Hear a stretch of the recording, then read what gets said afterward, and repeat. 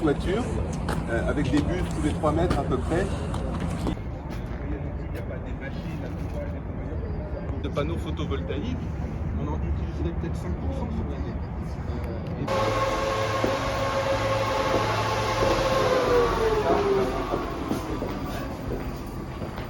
Des batteries de stockage qui sont organisées par modules, hein, vous imaginez un peu comme votre platine CD dans vos anciens meubles hi-fi, et on a une dizaine de modules sur la hauteur dans chacune des armoires. Donc on a 8 armoires, enfin 8 portes en tout, et toutes les batteries sont en série, donc on cumule leur capacité. Donc là, il y a...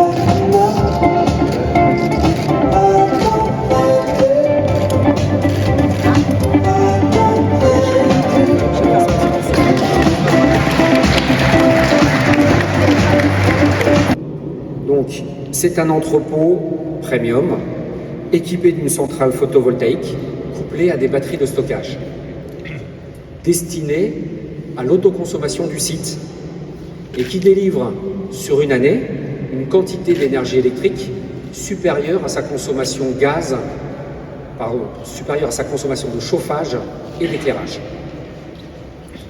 Son bilan carbone est neutre au plan chauffage et éclairage.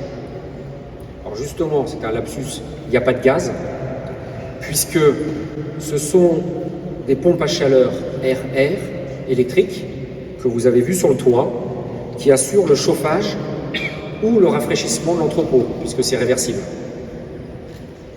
Et le traditionnel chauffage au gaz, principal émetteur de CO2, est banni. L'éclairage, on peut le voir ici, est assuré par des LED intelligents, donc asservis à la luminosité naturelle et à la présence humaine. Voilà donc, en résumé, autonome et vertueux, car il produit sa propre énergie verte sur le lieu de consommation et il contribue ainsi à lutter contre le réchauffement climatique avec une diminution par 20 des émissions de gaz à effet de serre. Donc sur un cycle de 24 heures de production photovoltaïque, donc on voit en rouge, c'est la consommation totale du site. En vert, donc c'est la production autonome. Et donc on voit que les panneaux solaires ont commencé à produire de l'électricité à 7 heures le matin.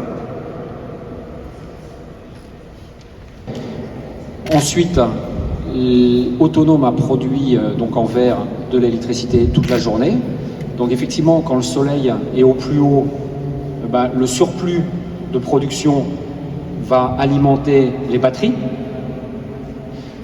Si bien que en fin de journée, quand il n'y a plus de soleil, donc en l'occurrence vers 20-21 heures, on continue à produire de l'électricité verte puisque ce sont les batteries qui prennent le relais.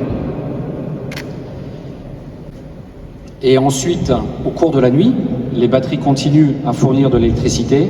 Et là, en l'occurrence, vous voyez sur le schéma, à 4 heures du matin, elles sont vides. Et donc, à partir de 4 heures, on tire sur le réseau en attendant que 7 heures le matin, qu'à nouveau, le cycle recommence et que la centrale photovoltaïque produise de l'électricité. On est sur un territoire assez incroyable. Je le dis à chaque fois.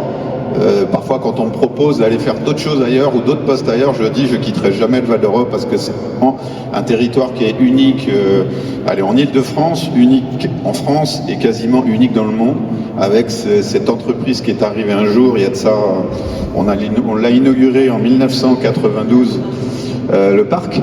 Moi je suis arrivé en 91, donc juste avant, et je disais on va ce soir fêter les 30 ans de notre premier groupe scolaire à Céris.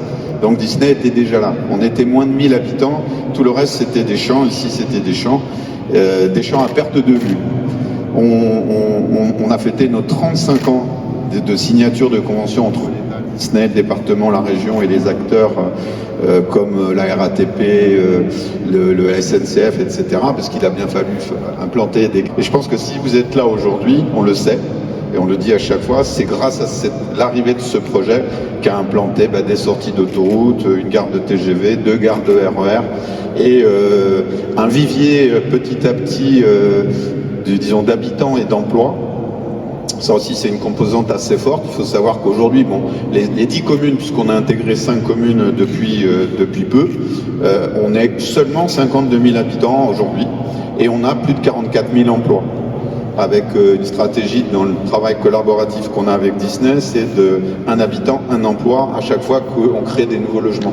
Donc vous êtes sur un secteur qui se développe en termes d'entreprise et d'emploi, mais aussi en termes de logement, ce qui fait que pour trouver du personnel, ce qui n'est pas une mince affaire aujourd'hui, hein, je pense que tous ceux qui sont chefs d'entreprise ou dans tous les métiers, surtout du tourisme aussi, puisqu'on est quand même une zone touristique, c'est quand même important d'avoir un vivier potentiel de gens qui vivent sur le secteur.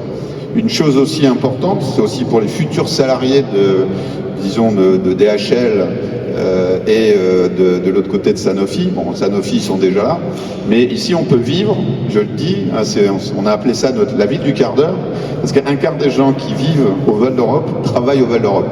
Avant, fallait aller, on était au fin fond de l'Île-de-France, fallait aller sur Paris, la Défense ou Paris pour travailler, ou en proche banlieue. Ici, on peut aujourd'hui être cadre, vivre ici, travailler, aller dans les écoles, les crèches, il y a tous les équipements publics nécessaires.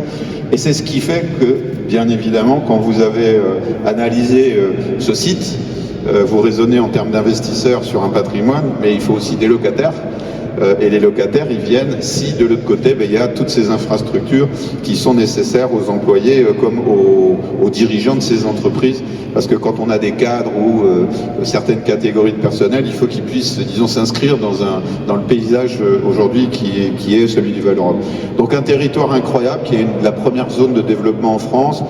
On n'est qu'à la moitié de notre développement, donc imaginez des 50 000 qu'on est, on sera à 100 000 demain.